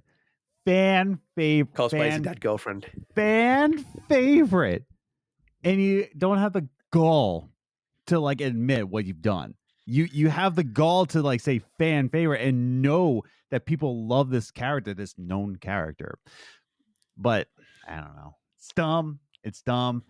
I have no other opinions about this. I'm just going to click my pen and look at my Grover Washington Jr. CD. Thank you very much. We're gonna see that Philly Streets come out in a sooner or later. It's gonna the raw attitude is gonna come out. If you don't like, oh, by the way, if you're gonna really see Philly, if you don't like Grover Washington Jr., it's just Philly's gonna come out. I'm gonna fight you in the streets. You're like, hey, I don't think he's that great of a jazz musician. Fights. That outfits pack looks even worse day by day. Oh, I thought you meant the outfit on Grover Washington. No. I'm not dissing Grover Washington. We'll leave him alone. We can't be throwing shade at him.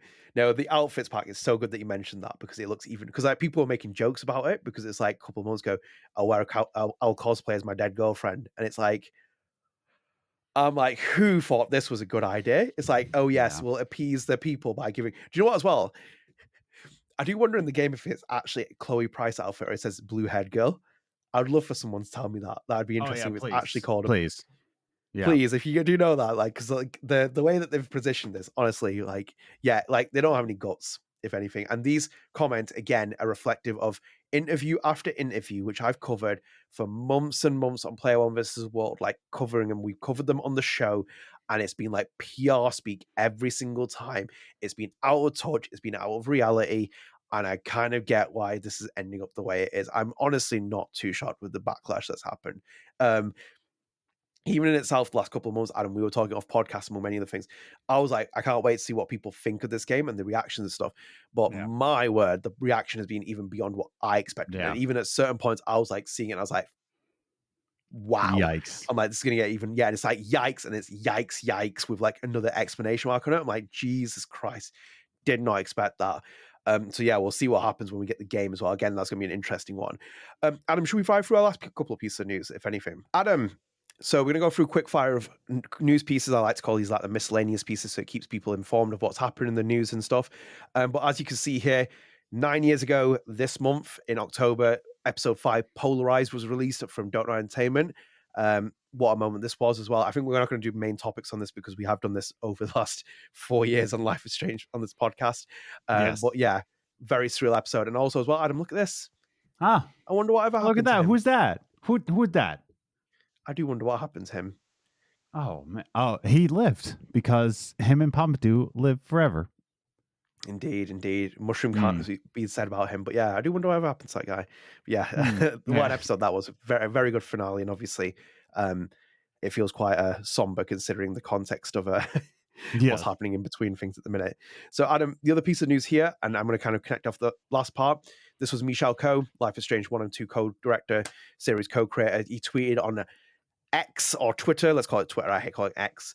Twitter, he said, I loved working with Hannah back then for Life is Strange. She should have been nominated for a BAFTA Game Awards alongside Ashley Birch. He was referring to Hannah in general as well, and he was responding to a certain someone when he was tweeting that as well. I don't wonder who that was as well. And I was like, interesting. He was referring to me, by the way, just out of curiosity, just for context. But yeah, no, I agree with him as well. It always baffles me that why Hannah never got nominated. She should have definitely been nominated for a BAFTA. Adam, one more piece here as well. We had Ashlyn Heidemann, who plays Loretta Rice herself. She had a little lovely message as well, confirming that she is Loretta Rice now. We obviously, we already know that. Ashlyn, a couple of months, confirmed that she was Loretta Rice by a little, accidental leaked message that she put on her Instagram stories and stuff, and people Snapchatted that, but she's now officially put it out there, and she's put, I'm so excited to officially announce the project I was working on for the past 3 years, Life is Strange. I had the absolute honor of playing Loretta Rice in the video game Life is Strange Double Exposure. I feel so blessed to be part of such an incredible game. Not only was it complete and amazingly not only was it complete with an amazingly talented cast, but also an incredible team of people who made the game possible. Thank you to my team. Mention all the tags, and you can catch the game when it comes out. I do you know what as well? This is what I find like really unfortunate, because it's like that. For example, it was all the new actors that have come to this series had their first opportunities, their first big real opportunities, marred by all the other stuff that's happened, and that's like lost a big part of the Life is Strange DNA, where people had like breakout roles and successes, and people will talk about their stories. Just an utter shame. And Adam, last piece as well, we're going to none other than one of my favorite people in the world, and it is Hannah Telle. And this was from New York Comic Con in itself. And Hannah was asked here, what was your favorite scene to work on in the original Life is Strange? And she said, in the original Life is Strange game, yeah, for sure. My favorite part of the original game was recording the part where she's Max Caulfield screaming at the storm and talking about how everything is her fault, all of this death and destruction. She's like experienced this kind of sense of self-hatred, and I just really loved getting to play that part. And and it was really rich fodder for an acting scene, so I really liked that one. End quote. So yeah, very excited for that. And Adam, let me show you this clip. This is just so wholesome for her as well, because I'll show it for the other people. This was when she got asked the question. Look at her reaction. Directed at Hannah, but I was just wondering, in the original game, did you have like a favorite scene to work on or play through, or in the just like original game? Yeah, or like the chapter, I guess. Yeah, for sure. Adorable. Yeah. I didn't quite see it. I was a little delayed on mine, but I will. Yeah, I will trust your words that it was quite adorable. Yes, I thought it was adorable. Hopefully, it comes through the audio. Otherwise, it's going to be a very awkward moment in the clip. So we are done with the news. Adam, we actually had a main topic. We're going to cut it now because this is going to go on for a long time. But I've kind of like intentionally like almost minimalized it because otherwise it's going to go on for a long time. And as we said before, StrangeCast will be back next week, which will be a review of this game. My topic suggestion to Adam was just your feelings at this moment because like I don't know, Adam. I really don't know, man. I'm like I've spent most of my life covering Life is Strange, like the last 10 years at least, and I've like never had lower expectations in my entire life for anything. Like I've just never had it this low. But I want to know what you've been like because I've been able to obviously see what you've been like off podcast, and you were like one of the first people that started to sound the red flag more so than anything else. Thank you for that recognition. Everybody's like, "Oh, Adam, you're so pessimistic." But yeah, no, I'm in the same boat with everything. Like right now, we're coming out with the Wicked movie coming out in November. And that is my wife's favorite musical of all time. And I am scared for her. I'm scared for my wife that she's going to be drastically disappointed because it just seems like it's not just Life is Strange, but it seems like all sorts of things that are revived like around the past 5 years, right? My favorite Marvel character of all time is Moon Knight. In that box, there we go. In this box right here are plenty of Moon Knight comics, some of them signed. I love Moon Knight. So when Disney came out with a Moon Knight series, I was really, really happy until it came out and I watched it and they screwed it up. And everybody's like, "Oh, Moon Knight's so great." Have you read the comics? Have you read the Scarlet Redemption? You have not? It's silly. What I'm trying to get at here is that Life is Strange is not on their own in terms of disappointing fan base. We are just now like the most recent fan base to be disappointed by a series being revived. I have low expectations for everything that releases, whether it be movies, books, sometimes music, it's just being revived, it's being revitalized, and we're all just like saying like we all automatically are not hyped anymore for anything. We're just always we start low and more information comes out. It's either going to get higher or it's just going to remain low or just get lower and lower and lower. My thoughts right now is that once again, I'm just going to repeat myself here. It's just another thing within the past 5 years that's being revived, and we're now the recent fan base to be disappointed by a revival. That's my thoughts. Yeah. It's hard, man, because it's like when I talk about like Lost Records, it's the only like indie-esque shine, which is like one of those things that's standing out. And I'm thinking like I'm very excited for. But you're right though, that this is no different from Star Wars, which had the recent run of like sequel films that which were unnecessary, and I repeated them time and time again when Disney owned it, and people getting hyped for the Force Awakens. It's like, this is not necessary storytelling. We don't need this. We've already established a saga. We're going to ruin it. And even now more so, I even think, if anything, I've always said that George Lucas looks better for Star Wars because of it, because of what they did after it. Like, you might have one or two hits here and there, and hits in terms of in the fandom, but I'm like, it's not important, all that material. What he did with the first 6 films was all we really needed. But with Life is Strange, I've never been more disenfranchised with my franchise that I've covered for my entire life. And again, I'll say it as well, guys. You don't understand how much I know in terms of the marketing, in terms of the development, in terms of the publisher, in terms of it's all the micro levels, because you can't sit there optically and think, I'm excited for this game. Because if like Jason Schreier came out tomorrow and dropped a piece on this, you'd probably all wake up to the reality of like, oh, wow, this is like some unbelievable stuff that's happened. It's more so than like, for example, the IGN Expo is more of like a bigger one that could happen on this project, for example. But I'm not excited though, because they basically like, we said this for months, like all those StrangeCast episodes are now just aging like fine wine. Even before that, the Aperture stuff, we were wrong about it, but it was so wrong because it was like, you looked at it thinking like, this is stupid. It sounds so stupid as an idea. Who would even put this together? And they went ahead with it. I'm like, hang on a minute, what? I thought we were going in a series where it's like, you know, grounded in anthologies. I was even watching Adam before I came on here. Zach Garris's presentation that he did for True Colors. There's a video online with it. And very early in the video, he talks about the fact that we're going to go anthology. He says very early that Life is Strange is an anthology series. And it's like, that's probably the most credence you have to like Life is Strange DNA. It's like, that's like, it is an anthology. They're respecting the fact that you make these games with characters and stories and individuality. It's like, but I can't spoil it from what I know from the spoilers. We'll talk about it again later. But it's like, it's just there's nothing here. Like, there's nothing substantial meat on the bones. Everything that's like good about this game is being overshadowed by what's happened, and I understand every reason why people are annoyed by what's overshadowing it. So it's like, at the moment, I've got the collector's box coming at some point because I want the vinyl, and the vinyl looks gorgeous. And that's, for example, Tessa Rose Jackson is fantastic. It's probably the most Life is Strange DNA about this game that you'll ever see, because it's like, do you know what I said to you? And I got really like ranty on one of the podcasts about Life is Strange DNA. This is the first game in the series that should never, ever, ever, ever mention those words, that Life is Strange DNA. It has absolutely nothing to do with this series anymore. It's going to go into completely different directions, all this other stuff that's going to happen. I'm just not overly excited for it. And I think like I think personally that Hannah Telle's been stitched up for this, because I feel like she was given the role of it. And in itself, I've said this to other people, if Hannah hadn't taken this, they still probably would have gone with this game with Max at the helm, and they would have just casted a new actress in it. Then she would have felt even more upset, for example, seeing like Max being played by someone else. She had to fight for a role back already through auditions and stuff. But it's like, come on, man. It's like you just need to like, I just can't see it, man. There's just so many things. It's like it's stories about like certain characters in the game and like the story plot points and this. And I'm like, who is making this game? I'm like, which people are making this game? Do you know what they should have done, Adam? They should rip out every single one of the writers on this team and chuck them to the curb. And they should go and get the Expanse team's writers and put them on the project, because that is arguably one of Deck Nine's best games now. I keep thinking about the Expanse. I'm going to go back to it at some point, because the writing, the dialogue, the direction, the mocap, all unbelievable.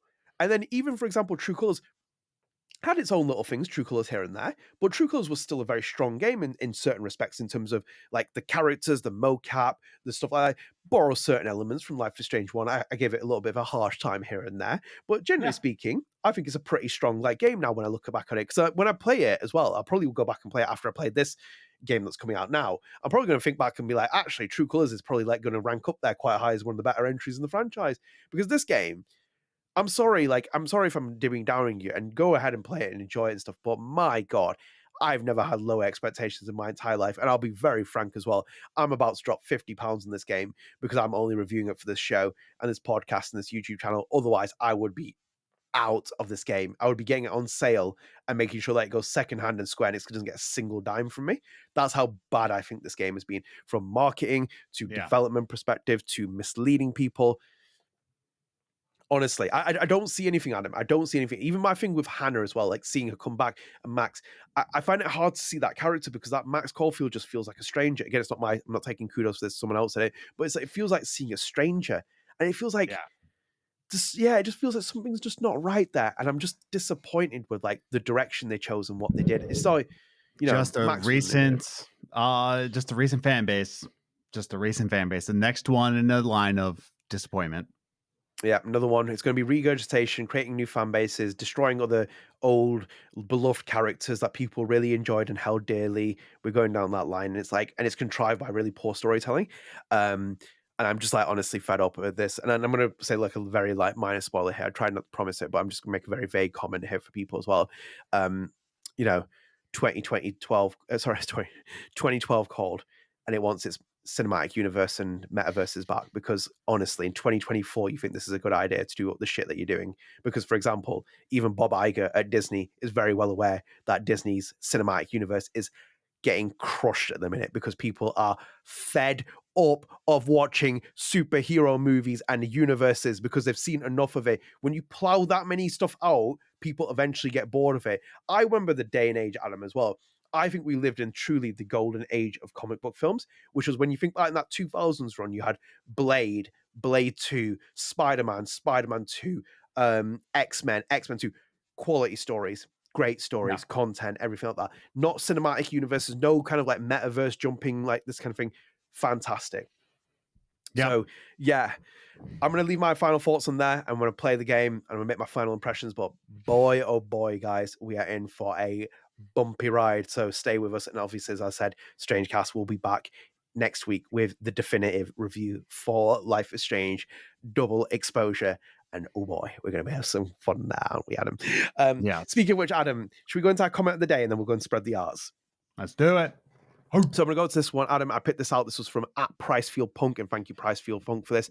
They put, those posts with the Deck 9 employees dropped while I was listening to your podcast, and good God, if all that's true, I hope they end the story at Life is Strange Double Exposure. Oh boy.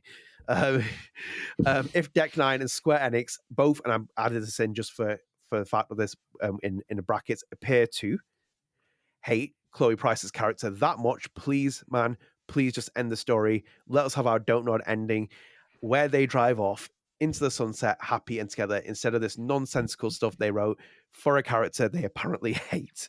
End quote. Pricefield Punk, as you can probably see in the podcast episode, we've talked about this explicitly and I've probably relayed a lot of your thoughts of it. You said on one of the podcast episodes when we did Comment of the Day to her partner in time, you said that you would want Max and Chloe's story. You feel like it's the story that needs to be told together, for example. Yeah, bear with us, Pricefield Punk. So We'll Pricefield Punk, just to have you not use the word they hate. I don't think they hate Chloe Price. I don't think they hate Max Caulfield, because in the art scene, Pricefield Punk, I'm going to assume that you also have the artist mindset. I don't know why I just have that. I just have that vibe off you, dude. The vibe.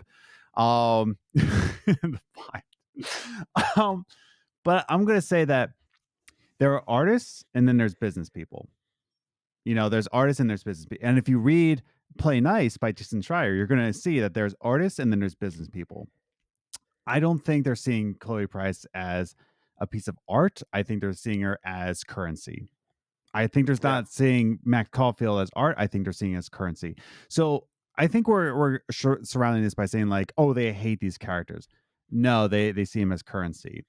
In the book Play Nice, they talked about how Bobby Kotick just ran the Tony Hawk series to the ground because they took a great game and they monetized it. Bobby Kotick saw it not as a piece of art, but as something that was a currency. And that's what we're saying. So he didn't necessarily hate the Tony Hawk games. He just saw it as moneymaker. And that's where Square Enix is seeing these two characters. I think your comment basically aligns to what you said on the Lost Records Journal about, not Lost Records Journal, the StrangeCast episode about AI and the way that business perspective was seen. Yeah, like the business perspective was different from the artist perspective in that conversation. Same with her as well, because I think that there are people who love Chloe Price, especially, for example, at Square Enix, at, for example, Deck 9. It might be hard for people to believe, but I think it's not the people you think I'm alluding to, which is the developers and stuff.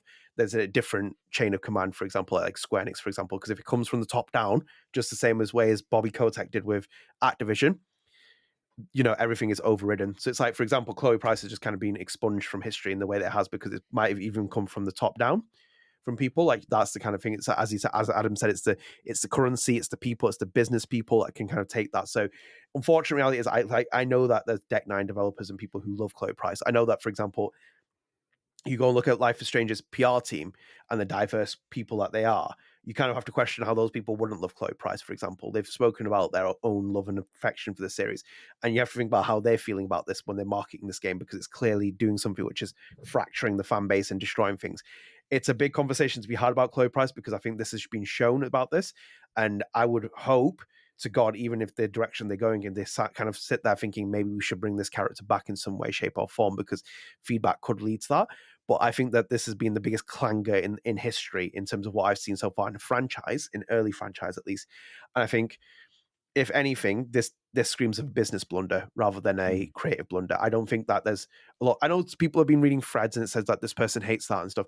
Those are allegations. We still can't corroborate them and confirm them, but it doesn't sit right. And again, I think that's also, again, painted badly by the optics of what you see in the marketing and stuff. So I hope you find some solace. I hope you stay with us, because we will continue to talk about Chloe Price, because she's a very important part of this series, this franchise, and we love Ashley Birch, for example. She's a fantastic piece of this history, and we shall always stay that way. But yeah, hopefully, there is a bit of a change. But anyway, Adam, spread the arts. Yes. Do you want to go first? I'll go first. One, and actually, it's spread the spooky arts. Actually, it's not spread the arts. Spread the spooky arts. The final installment. So I will say I did release a Halloween themed EP on Castle Garden called the Spooky EP. So go check that out. It's Halloween now. But yeah, the Spooky EP. Go check that out. The other thing, it has some spooky elements to it. It has some kind of like horror-esque, but I think you should go into this cold. This book right here. It's called The Hike by Drew Magary, who you might know this name, Adnan. Do you know Drew Magary? Oh, I do not. He is a sports columnist at Deadspin. So he's actually a Yeah. I know that now. Yeah, I've heard that name.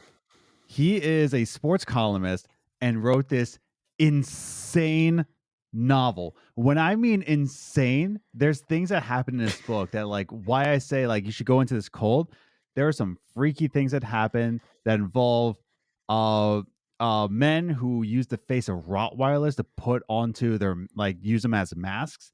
Like, it is a wild trip. That's the only thing I'm going to say about this book, is that, you know, there's men with Rottweiler faces as masks.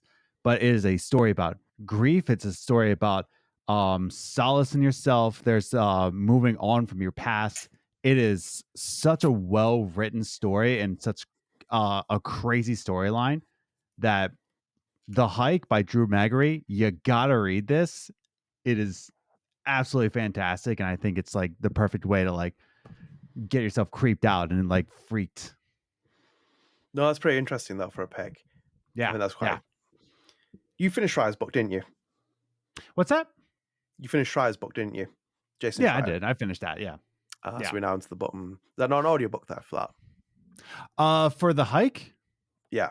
Unfortunately, I looked it up. I did not see there was an audiobook. I might have missed it, but I didn't see one personally. But yeah, it's a pretty short read. It's not that long, and the pages, without, you know, you can see that fonts. It's not too bad of a read. Too many words. No, it does sound interesting though, and that's a good pick. And also as well, I was listening whilst I was fumbling around this for a reason, because I'm going to show you my spread the arts as well, because it's all visual mine. That's why I was like messing about there when I was doing the mic thing. Mine is, and I'm only going to show you the back because I can't show you the front. I think I know what this is. Yeah. Look at that. Yes! Look at that. I can't show you the front because it's still sealed and it's got my address on it, and I'm not going to be the latest person to get doxxed. But yes, Before the Storm, music from Before the Storm, Daughter vinyl recycled version.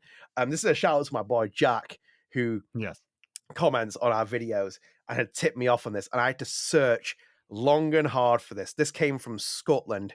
From an independent store, because my original pre-order with a retailer got cancelled because they got that many pre-orders. They had to cancel some of them, and I was like heartbroken. And then I started searching around. This little independent store in Scotland had one of these.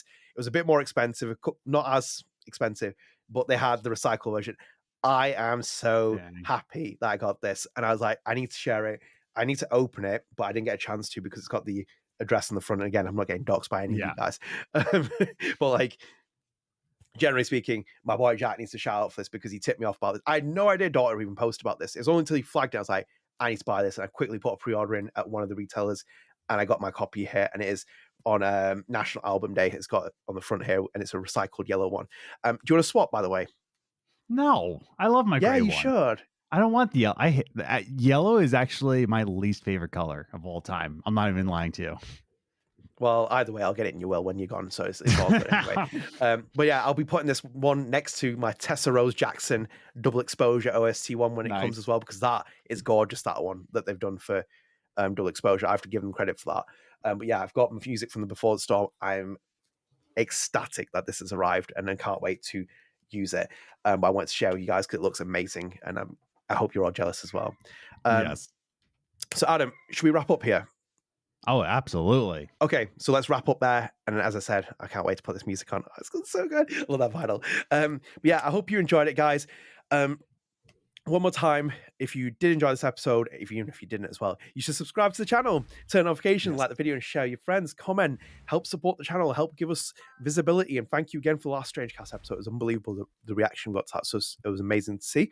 And And again, StrangeCast is available on all podcast services. So check us out on Spotify, check us out on Apple Podcasts. We're available on all of them. So go and rate us, go and download them, get access instantly as soon as they're available as well. And thank you to over 250 people who follow us now on Spotify, and also as well 32 ratings. And that's amazing to see. So thank you so much for that. So, guys, just again, one more time reminder, please do not comment big spoilers in the comments as well. Again, we are trying to keep this as open for people to come and see these videos and watch them without feeling that they're getting spoiled. And again, reminder as well, the Reddit conversation, please do not put that person's name in there. If you think it is, whoever it is, we're very clear about these in terms of instruction. Please respect those, at least if anything else. You can talk about it, but please respect the broader conversation. We're going to be back next week now. So again, as I said, Lost Records Journal has been moved. It's now going to be another StrangeCast. That will be a full-blown Life is Strange review and spoiler cast for Double Exposure. We'll be probably breaking up into two sections. It'll be a review section, a spoiler cast section. Stay tuned. I imagine it's going to be an interesting conversation. But yeah, take care, guys. We'll see you next week. Bye. Later. Ready for the mosh pit, Shaka Bra.